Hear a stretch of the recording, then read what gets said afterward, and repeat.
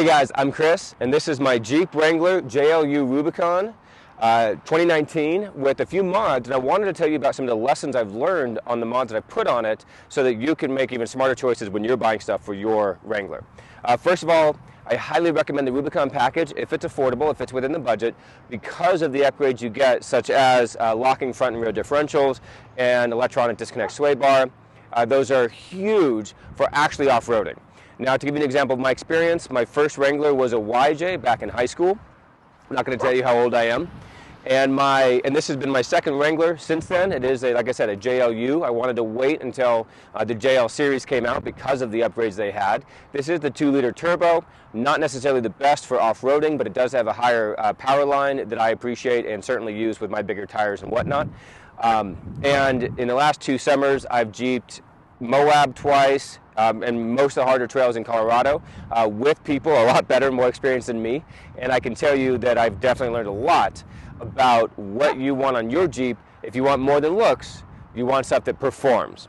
Everything I have on here does its job to a point, but there are downfalls that I would make smarter choices in buying stuff in the future. So let's get started. Okay, let's talk about some of the accessories I have here in the front of the Jeep, ones that are Captain America approved. We've got the steel bumper, D-rings, ultra hook, synthetic winch. I'll talk about the billet that I used to have in here, no longer do. Bug deflector, light guards, and extra lights. So we got a lot to cover here just on the front of the Jeep. Kind of an important spot, isn't it, though? First of all, the steel bumper, I absolutely love it, but it is not perfect. Know that when you put it on, it will add a lot of weight. It doesn't bend the hood down or anything, the front wheels down, but it is on there, and it does have a little bit of drag on your performance because it's just so heavy. You can put it on yourself. It's bolt-on. You do not need to have a store put it on for you. However, it is better if you have 2 people to help you do it. Now, things I like about this one. I love the bull nose on it. I think that's very important. It is winch ready, so I could just drop that winch in and bolt it on. It does have the winch outlet here where I've got my hook on the front. And this one comes with 3 sets of lights that you can put on it for different things. And down below here, what I love is it has an extra plate that's a guard, a skid plate, to protect the sensitive stuff you have towards the front, all the way down to your, not quite to your axle, but close. So it protects your steering stabilizer, your steering box, a couple other components there. And that is detachable to a second piece, a separate piece, so you can unbolt it, buy a new one, and replace it when needed, and I'll show you more details about that. This top bullnose here does have a mount underneath for a light bar, which I will probably do at some point, and it actually has spots to cut out if you want to put a light bar on top, which is nice. The flat surface is nice. I can mount a GoPro here, basic, stick it on here, and clamp on other things pretty easily because of the nice hard edges and flat surfaces. The fog lights here are a replace of the factory lights. Not that necessarily any better, but I do like them, and I like the cool factor.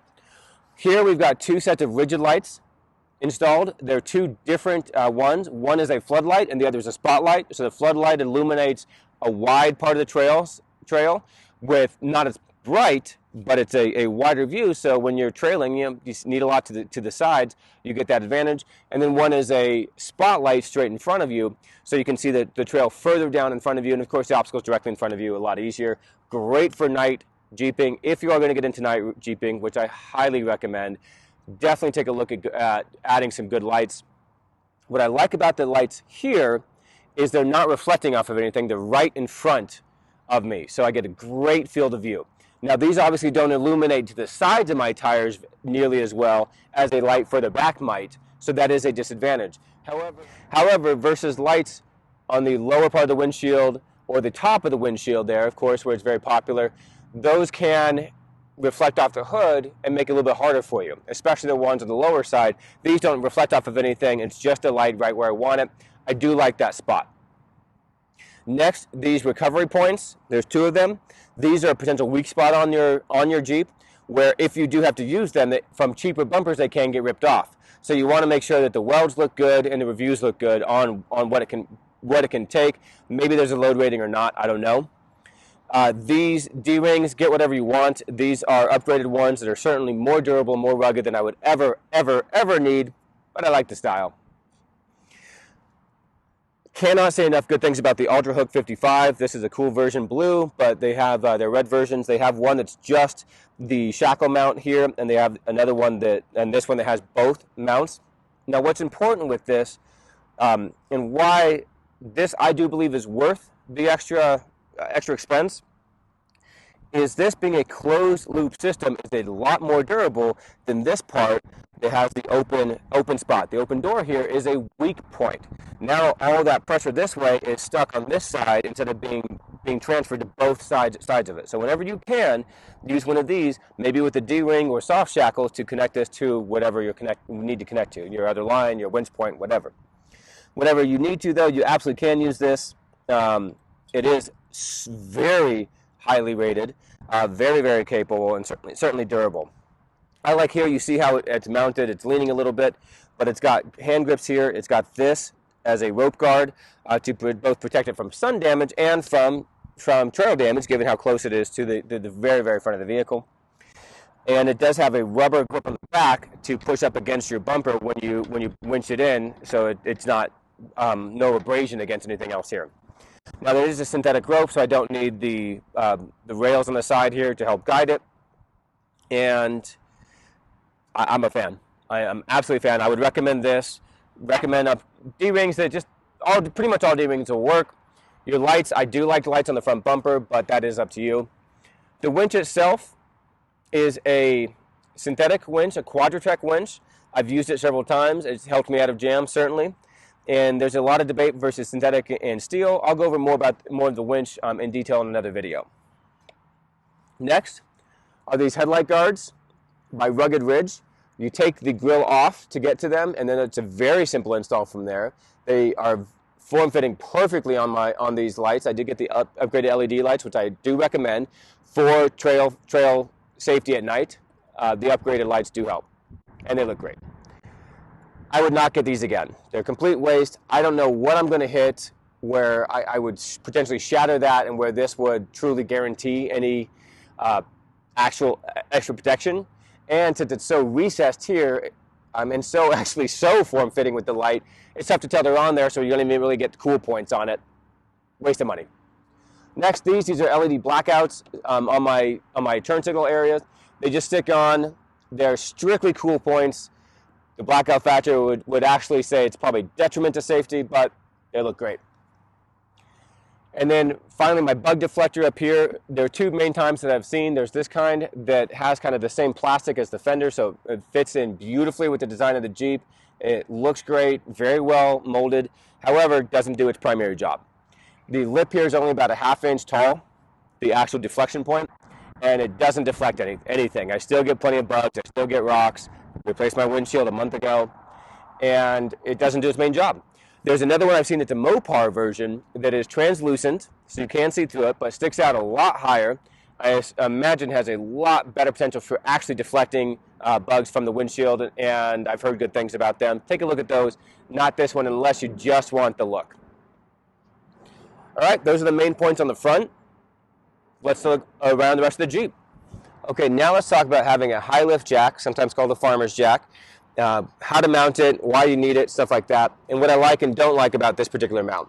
So first of all, there's a lot of contention on whether or not you should have one. A lot of first-timers want to throw one because it looks great. Right? Nothing says badass like a jack that's 4 feet tall. However, it is a lot of weight to have for not using it very often. The people that I know that have them don't get a lot of use out of them, mainly because tires are a little bit tougher to bust, and there's other methods. So for high lift itself, I'll do a separate video on actually using it, and pros and cons. However, as you can see, I choose to have one. I prefer to have it with me, both for the trail safety factor, because I do go out by myself, and self-recovery is important. Also the cool factor.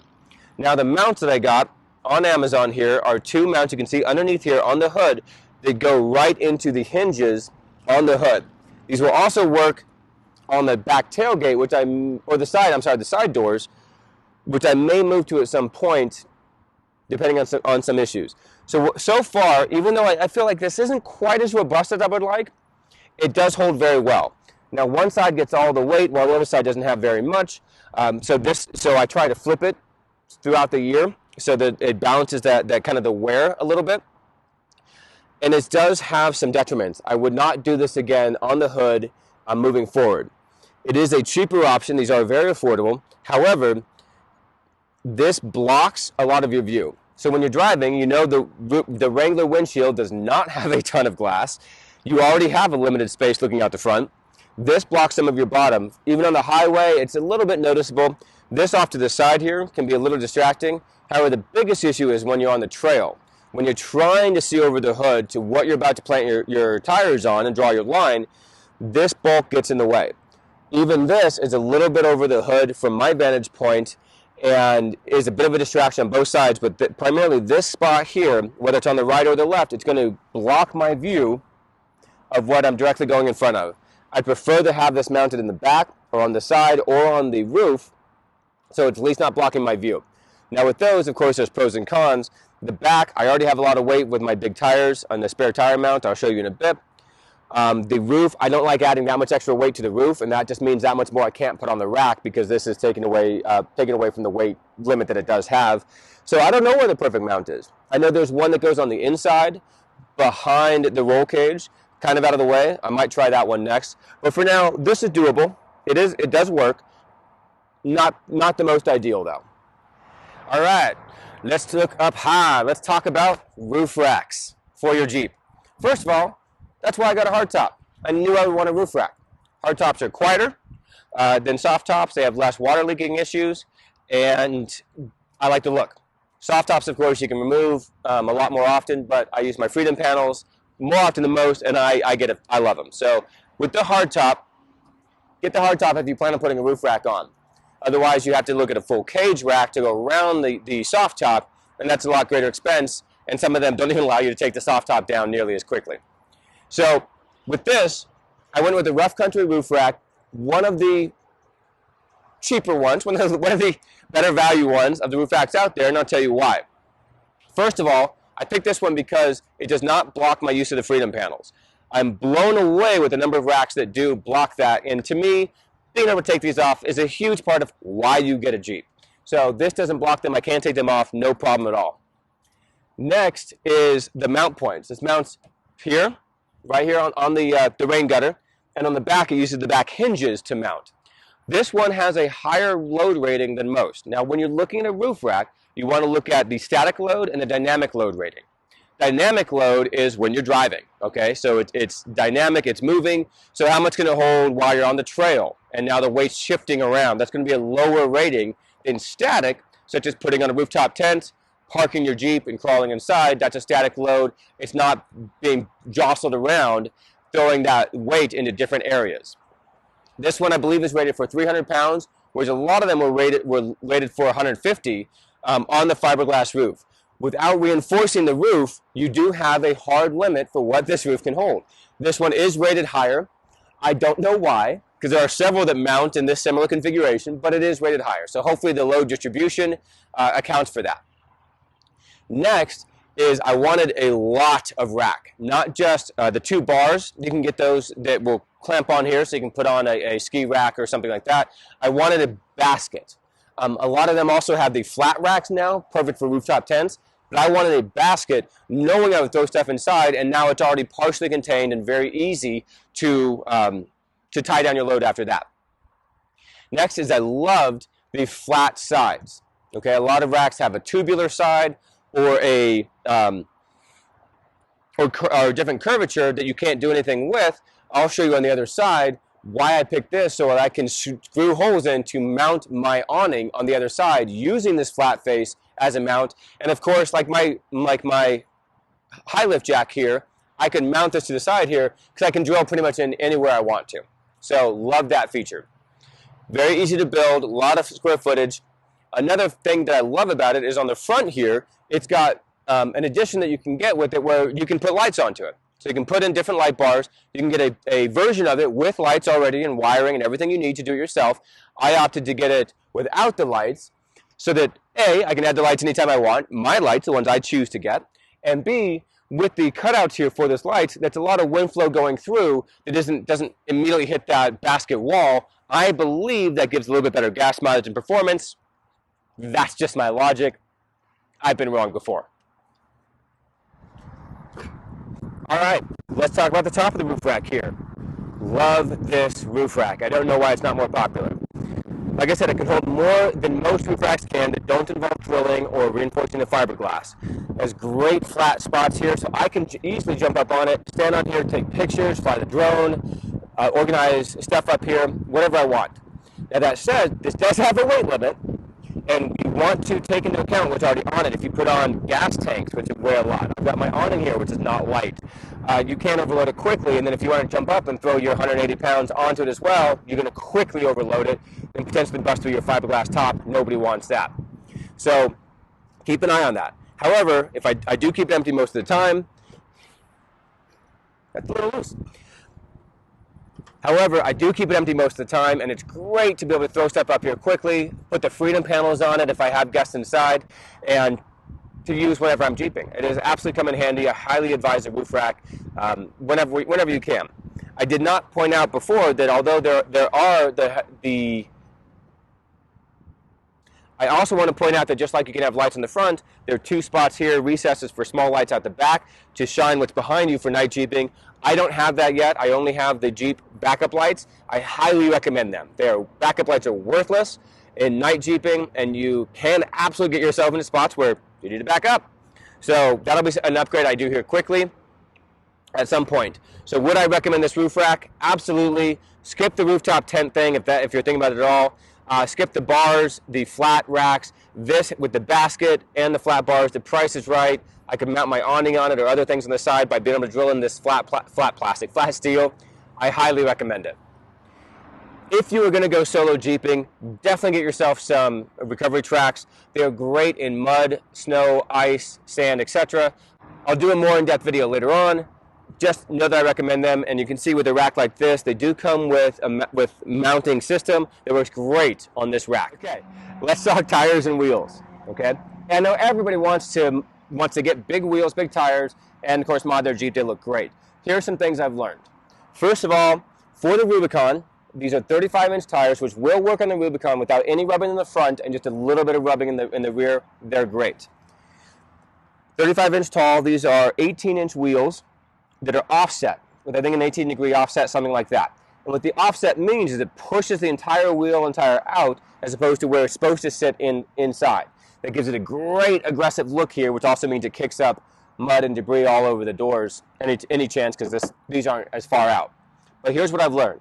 The Ridgeline Grappler series are some great tires. I've been able to do whatever I want in Moab and Colorado, Telluride area with these, with minimal road noise, a decent cost, and a fairly aggressive look. They're not as knobby as mud tires, of course, but they're good enough for me. I would buy them again. However, I'm not against trying some other tires. I've heard some great reviews about different brands. All of them have their pros and cons on gas mileage, road noise, and of course grip on different terrain. Mud tires, for example, may be great in the mud and thicker trail, but aren't as good on ice, or of course on road for road performance. So these seem to be great all-around tires. I could absolutely recommend them. Next, these wheels. These are fuel wheels. They looked great out of the box, and they're terrible for jeeping. If you're going to go jeeping seriously, you do not want a wheel where you have elbows that stick out beyond or up to where the tires are. You can see the scratches that I've gotten here where they've just cut against rock as I'm trying to crawl up it. Rarely is it as I'm going along a normal trail. It's always when I'm going over an obstacle, and these actually bite into the rock. So these are going to get destroyed no matter what I do. I would never recommend a wheel like this for your setup. I'll go into more details in another video on your wheel and tire setup, but for now, please know these are 18-inch. I would not do 18-inch again. I'd stay with 17-inch, which is what the factory rims are, which gives me more sidewall, so when I deflate them, I get more play in the tires when you're going off-roading. I would never get wheels that stick out like this. I'd get something simpler that stays recessed, and I would not get the offset, as the offset is not necessarily an advantage. It's just for looks. Yes, there's times when I think having a wider stance may help me, but it's a risk by one thing. On my tail, now I have an offset wheel there, so now that big heavy wheel is sticking out even further. Oh, that's another good point. These are heavy, heavy rims, heavy wheels. Try and find something lighter to save your Jeep power and torque for other things. And you'll see here my tires are nice and shiny. Tires are a huge part of having the Jeep and making it look gorgeous. I highly recommend finding yourself a great tire spray. Keep those black and sexy looking. I'll show you. Okay, let's talk about side steps. The Rubicon package that I got did come with the rock guards, which go flush against the underside here, and I might actually change back to those. These are awesome looking, but terrible for off-roading performance. These are Smitty built. Again, great quality build. Love them. Great side steps here because you have this grip area here. My dog here, Athena, can step on this to let herself in. And this has 3 different tubes all mounted directly to the frame. So easy install, mostly easy. And this can take a lot of damage. This is armor, and you want armor on your Jeep when you are crawling. But you can see here, my biggest problem is this bottom step, which goes in line with the frame. It's pretty much the same as the frame. Adds about a foot extension here of the frame height, basically, which means a lot more that I'm going to hit these steps that I wouldn't if I just had the frame and then the rock rails going, again, about 8 inches to the body itself here. So I hit these a lot in ways that I wouldn't necessarily, especially because I don't have this Jeep lifted. So height is my biggest disadvantage with the mods I have on currently. So you can see a lot of damage here right on the front, in the middle, even on the back when I've come on it on both sides, a lot of damage underneath. It's not a make or break. It's not. It protects it from getting into the body or touching the frame, which I like. However, I hit things that I wouldn't have hit otherwise if I had a flatter step or no step here. So for real off-roading, I'd suggest sticking more with rock guards that stay closer to the Jeep and keep you from getting snagged where you otherwise don't need to get snagged. Now, while we're here, I'll show you a little bit about my Jeep badges. You can get these from the Jeep app, Badge of Honor. Put in your information here, and on certain trails around the country, you can register at any point on the trail. You don't have to have Wi-Fi. It'll check your GPS and say, yes, you're there, and get these badges mailed to you for free. There are 2 parts, a plastic frame and then a metal top part that looks kind of like a dog tag that you can put on the side of your Jeep, hang in your garage, or wherever you want. But I love them. They're completely free, and they're cool. They're just cool. Okay, next we're moving to the back of the Jeep. I really hope you figured that out by now. If looking at this is a surprise to you, it's the back of the Jeep. We got to go way back into the basics. But you've got to... So, at the back of the Jeep, of course, you have your spare tire. I highly recommend if you buy 4 big tires that you also get the 5th one so your spare matches. It's one thing to have a donut on the highway or a few city streets on your way home, but it's something different entirely when you're 10 miles down a trail. You want to have a matching tire. Otherwise, you will cause damage to your gears, to your axles, or potentially while you're trying to get through some potentially very rough terrain. So, of course, have a matching spare. Highly recommend. If you're going to upgrade the spare on your back and your wheels and tires are heavy like mine are, you're going to need a spare tire reinforcement kit. There are 2 kinds. There are kinds that reinforce your existing spare mount here, and there are kinds that go onto your bumper and put the entire weight of the tire onto a hinge system on the bumper. They both have their pros and cons. I went with this system. Why? I'm cheap. I'm cheap, that's the main reason. This is a cheaper setup. This setup you can get on Amazon. This particular one replaces the entirety of the hinges. So I had to take out the old hinges so I could put these in. And this came with the bolts put in upside down, by the way. Shame on this brand, Tiger. I like that because I feel like if this is higher quality steel, then it's throughout, including all the way to the bolt point, which I feel is going to be a better build, versus ones like the Mopar one that goes on top of your existing hinges as this kind of X-frame to the door itself. Now these doors are known on the JL to be a better setup than previous models. However, I've heard too many stories of tires. That was my dog sneezing, by the way. Bless you, Athena. However, I have had too many stories of spare tires literally ripping the door off, whether it's from the weight and bouncing on the trail or coming down off an obstacle and hitting the bottom of the tire and ripping it up. Okay, so this is added insurance, so you won't have to deal with that while you're in the middle of a trail. What it has here is it has this X-frame distributing the weight. It bolted onto the existing holes here. It takes your existing tire carrier. It pushes it off the back about 1.5 inches. But you use that existing carrier here. You can see I can still use my camera, no problem. and it does actually have a spare tire, a backup light. It also has a brake light relocation kit, metal, that you can raise it up above the tire here. I've got a couple spots here I can raise this or lower this wherever I want. It's a shame to me that this does not come with an antenna mount. However, I have my own I'll show you a picture of here. But pros and cons to this system. I like the aggressive look. I like the powder coating. It does feel like it'll last. I like the rubber that they give you when you're to bolt it. I like the rubber that they give you between the mount and the door to help protect your paint. I love that it goes into the hinge well there and actually is part of the hinges, not on top of the hinges. I feel like that should be a better build. And it does push the tire just fine. However, an issue you have to deal with now is the spare tire bumpers now for mine are not touching my tire. So all the way the tire is against this, it can rattle, it can bounce around. I need to get longer bumpers or bumper extensions to push against the tire to help relieve some of that stress. I love as well with this that I can open the door.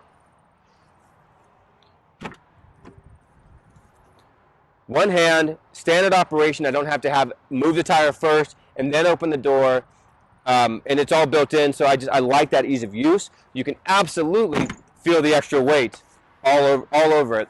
I don't know what the actual weight limit on this is. Unfortunately, they don't tell you. But you have a lot of things. Like if I jump on it, the 180 pounds on top of it to reach onto the rack should be fine. That's a static load relatively. Dynamic load though, weight of this tire, if I mounted my high lift, if people put on the extra gas tanks there, now you're talking about all that weight further and further away from the door where the actual reinforcement is, just begging to be pulled off, especially on bouncy trails. You're not talking about highway driving, you're talking about falling off the rocks. So that makes a difference. And that's versus having a separate bumper. Now I have the upgraded steel bumper here. I like it, there's nothing wrong with it. I would have to get a different bumper and have pay for their separate spare tire mount. They all have different pros and cons, but for those, I've heard a lot of them rattle. No matter what you do, they can still break off. And now you have that extra mechanism to deal with every time you try to get to the tailgate, which for me is quite often. And it's heavy. It adds a lot more weight versus just this. So this is the setup that's good for me at this stage of my Jeeping.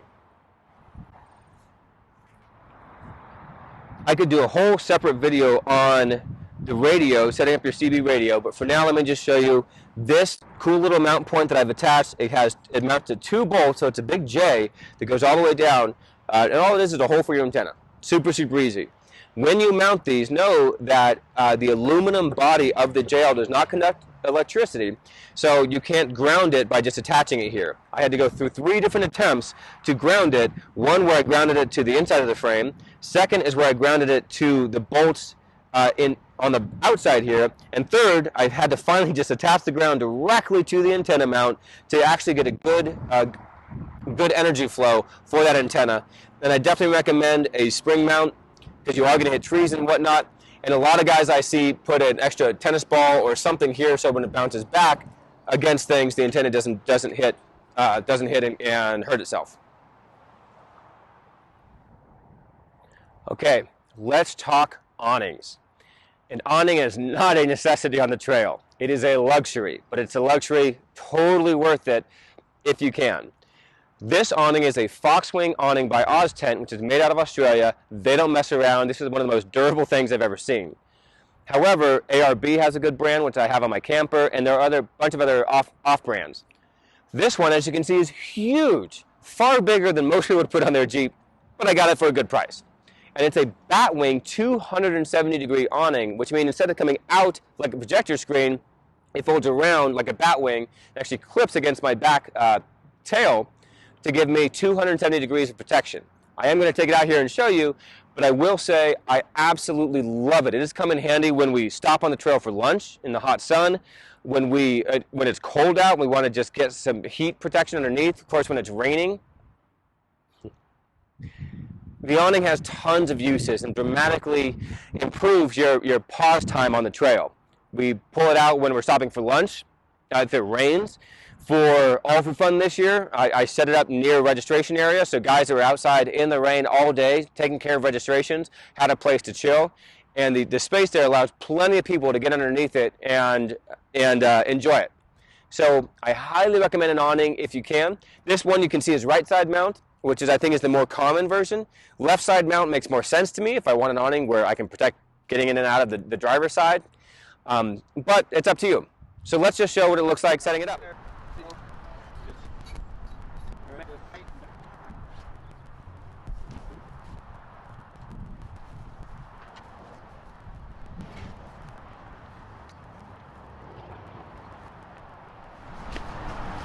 So that's it. That's the primary setup.